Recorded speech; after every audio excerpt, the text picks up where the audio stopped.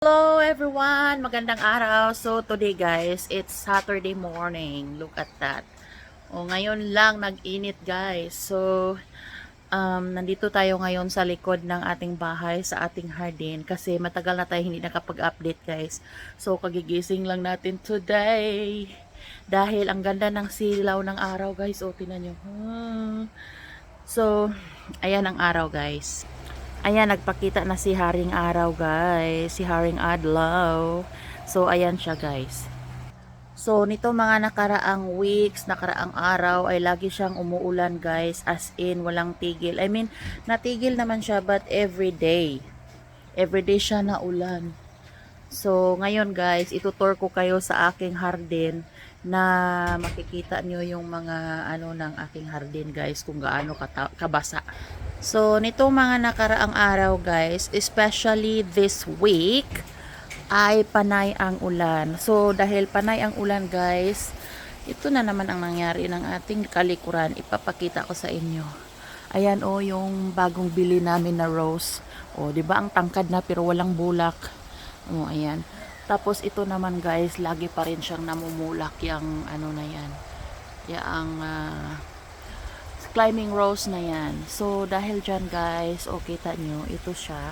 Dinagdagan na natin siya ng bagong lupa. Ayan. Kaya healthy siya. Tapos, dahil winter na guys, kaya ayun ayun na ang nangyari ng ating rose guys. Kita nyo yan. Kasi mawawala yung mga dahon niya guys. Parang mamamatay ba sila? Pero lumalaban naman sila guys. So, ayun guys, yung ating likod, dito naman yung ating fan guys, sa awa ng Diyos, lumalaban pa rin yung ating isda, hindi pa rin siya naanod sa baha guys. So, as you can see, dito, nakakaano talaga siya guys. Tingnan nyo.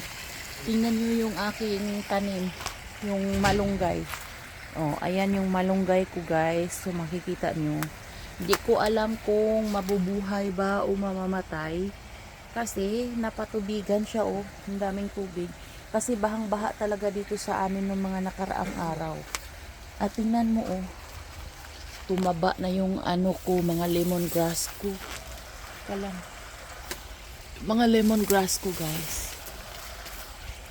Ayan. Ayan yung lemongrass. Hindi pa masyadong katabaan. Pero ang ganda naman ng mga fern ko dito guys. Tingnan nyo. Ayan. Yan yung fern. Diba? Ang taba-taba na nila. And at the same time guys, yung mga itinanim ng aking asawa dito, ayan siya I think daddy we need to arrange this the moringa ba? I mean, it's not standing good, but it's growing well, man. Yeah, push it slightly to the direction you want, and then push your foot hard against the opposite direction. Maybe I will kill her. So, tingnan nyo guys, yung daan ng tubig nakita nyo yan. Ang basa pa talaga dito guys. Tingnan nyo, diba? So, sobrang lambot ng lupa. Ayan. Kita nyo yan. May mga basa-basa pa. At ito, lumaki na siya. Ayan, yung aking white frutia. At yung ampalaya natin, guys, nako, iwan ko lang. May bulak na. My God, Daddy. There's a flower, but I don't know if it will survive. Yan, ayan, may mga ano na sila, guys. So, dagdagan na lang natin ng lupa siguro dito sa pinakang baba. Ayan.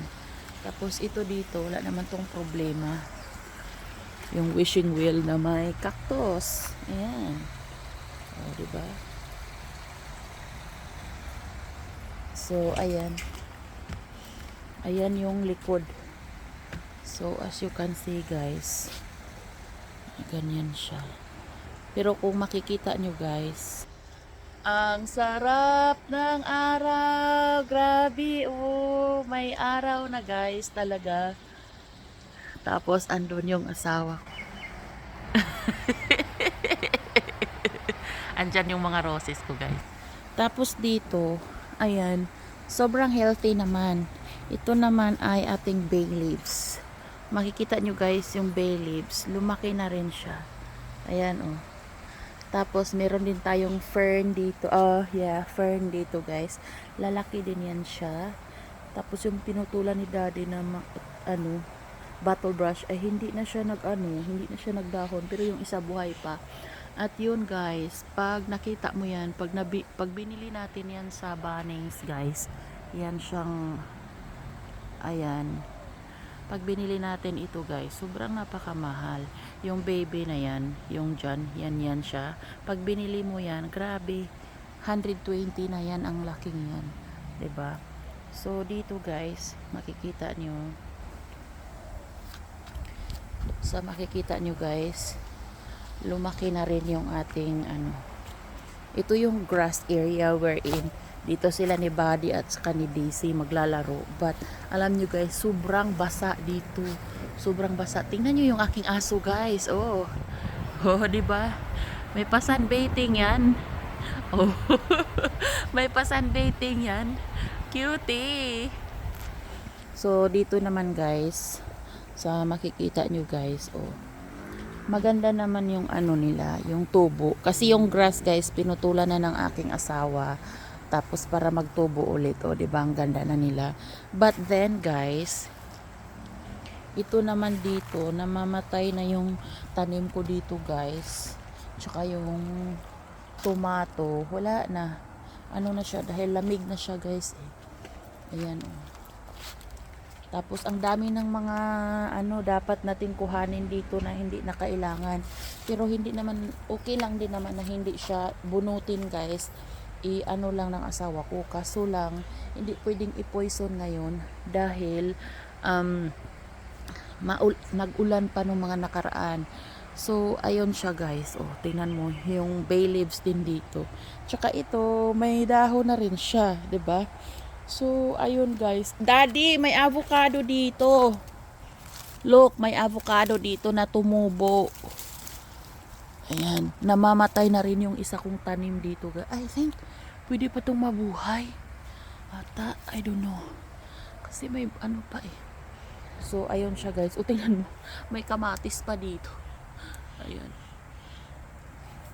So, ayun guys. Dito naman, maganda talaga ang soil dito guys kasi healthy. May mga tubo lang dito na mga kamuti, ibang mga tanim. Ganun siya guys. Ayan. Oh, may bulak pa yung bottle brush, ibang kulay. Tsaka yung apple tree namin guys, nako, wala na talaga. Oh, tingnan mo, may kamuti na naman tayo guys. Bago yan. Kamuti. Ayan. Tapos yung strawberry natin. Takot ako guys, baka may bitin. Tapos ayun lang. Tapos dito guys, nilagyan din natin ng bagong pataba. I mean, bagong soil. Dinagdagan natin siya para naman na mag-grow ulit siya guys. Tapos may kataya na siya guys. O, improvise ng aking asawa. Para pag namunga baga siya guys. So dito na siya tinan mo, may mga bulak-bulak na rin siya. O, dito na siya ng bunga, guys. O, 'di ba? So, ayun siya, guys. Yung apple tree, guys, ayan, wala na talagang itsura. Tapos tumaba ulit yung ating strawberry dito na napabayaan na natin. Pero kahit naman napabayaan siya, guys, namumunga pa rin yan dyan. Ayan, at ito lang din ang nag-survive. Ayan, oh. Ayan. Ang ganda. Diba? So, may basil din tayo dito na kailangan nating kuhanin na guys. At, ito, tingnan nyo. Ang dami ng mga hindi karapat-dapat dito sa garden. Nagtaba sila dahil sa laging nakulan. Tapos, may itinanim si daddy dito na pinya. May pinya dyan. At the same time, ito kailangan na nating bunutin guys. Ayan. So, dito tayo. Dito guys, naghalo-halo na yung mga hindi pwede, yung mga weeds. At saka ito guys, anong tawag na ito? mint. So, chocolate mint yan guys. At namamatay na yung mga bulak natin guys ng chrysanthemum. O, diba? Tsaka yung passion fruit guys. Iwan ko ba, walang bunga, walang bulak, wala lahat. No? So, ayun siya guys dito. Healthy naman yung passion fruit natin. O, diba? Healthy. Tapos dito guys, ito naman, gunahon to guys, no? Hindi karapat-dapat yan. Pero, ayan, compost namin yan dyan, guys. So, pag nalanta na yan, guys, magiging fertilizer na. Hello guys, to be continued tayo sa ating pagtutor dito sa garden guys dahil may tawag kanina dito sa phone at kailangang sagutin. So ngayon guys, dito na naman tayo, no, kasi tapos na tayo dito sa kabila. So pakita ko sa inyo yung kamote. So as you can see guys, dati guys naani na namin yung kamote, no, tapos ngayon guys ibinalik namin yung unti, yung ibang yung parang na sila ba, nilagay namin sa ilalim. Tapos tingnan nyo guys, nilagyan lang namin siya ng soil at yan na, nag-grow na ulit sila, no. So this one as well guys ay gagawin namin compost para may soil dyan. At the same time, ayan, natubo na siya, So ayan guys, ganun lang din naman. Ang grabe, ang ganda ng langit ngayon, as in walang ulan guys. Pero tingnan nyo yung aming grass dito, yung mga grass guys ay nanunubo na sila, no. Tapos dito guys, dahil inani na natin lahat ng ang tawag nito, lahat ng kalabasa, no, yung pumpkin. So dito na naman guys, makikita nyo tumubo na rin yung mga dating parang namatay na mga purple potato. Yan, lumaki na naman sila guys. So sila yung kapalit. Ayan siya guys. So wala na tayong kalabasa dito, but kailangan nating bungkalin yan at hindi ko alam kung kailan natin mabubungkal dahil busy tayo guys, no. So ayun, itong mga spinach guys ay matanda na rin sila, and of course tapos na natin nilinis ito guys, but then again dahil maulan guys, so marami na namang mga weed, and of course guys marami din tayong aanihin na mga lemon. Look at this lemon. Diba? Ayan yung lemon natin guys na dapat nating aanihin anytime soon, but then hindi ko muna sila aanihin guys dahil madami pa naman akong lemon na binigay galing sa aking kaibigan. So andyan, kita mo, laki-laki, grabe, yung isang buong lemon, ang laki nila. Ito hinog na to, ito din, pero parang hindi pa ako ready kuhanin sila guys. Yan, ang saya-saya nila dahil pwede na sila makapagsigpagtakbuhan. At yun, dito guys, ang ganda ng mga mint. Ayan, ang ganda ng likod ng bahay guys, green na green. Ayan, makikita nyo yan. You like to try? Yeah, I want. Chicken and mushroom. Seems like yummy. Yeah, because you normally don't like.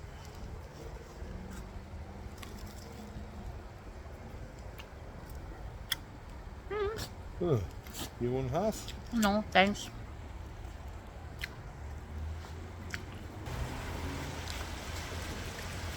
Ayan guys. What are you eating, Dad? Tapos here naman, Want some more? wait. Here naman yung aking mga succulents. So bagong collection guys. At the same time, ayan, nilagay natin sila dito para naman hindi sila lagi na ulanan at laging pwede silang mainitan. Look at this. She's pretty. Oh my god. And look at that. Tapos pupunta tayo doon sa ating fernery. So ito guys, makikita nyo, ito yung mga upuan ng aking mga roses. So tinanggal ko muna sila para hindi mag-stuck yung mga tubig. At the same time, meron tayong mga tanim dito. So ito sila guys, nasubraan na sila sa dilig. Sana all nasubraan sa dilig. So ayan sila guys. O diba? Oh, ayan. Ito ililipat pa natin to ng pot. Dapat pot na malaki. para lalaki din siya. So, ayan, ito namang fern. So, ayan. Yung fern, itong fern na to guys, ay tumubo siya kasama dito. So, tinanggal natin siya guys at nilipat dito guys. So, ayan. Ganon pa rin naman yung likod natin guys, yung ating fernery area. Ganon pa rin.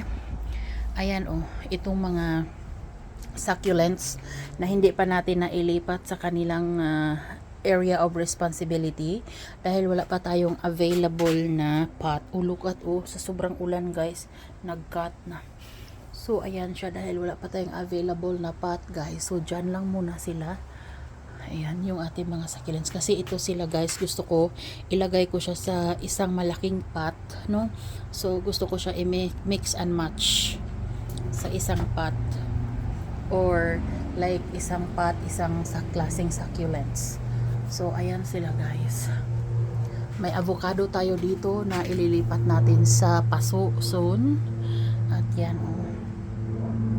Ayan yung ating mga succulents na lumalaki na sila. Ayan.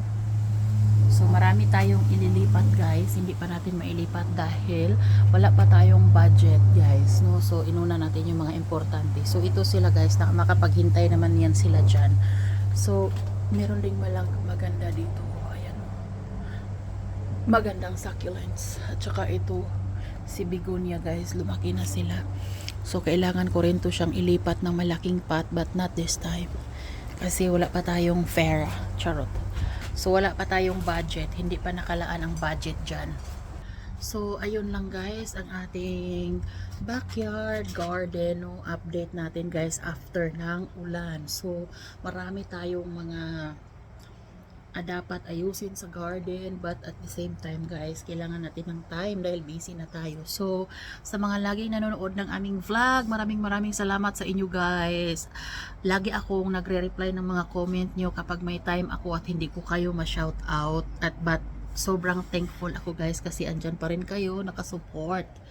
Ayan, ang ganda nila guys, ang ganda talaga. Diba, ang ganda. So, ayun lang guys. So, sa mga hindi pa nakapag-subscribe na aming channel, subscribe na kayo para updated kayo sa aming new videos. At the same time guys, ngayon guys, hindi pa ako nakapag-upload ng video dahil sobrang busy talaga ako. Halos wala akong time guys. So, kaya puro lang tayo shorts ang na-upload natin. So, lagi nyo makikita ay si Buddy at saka si Daisy. But, later on guys, prepare na tayo ng maraming video for you to watch. Okay guys, see you later!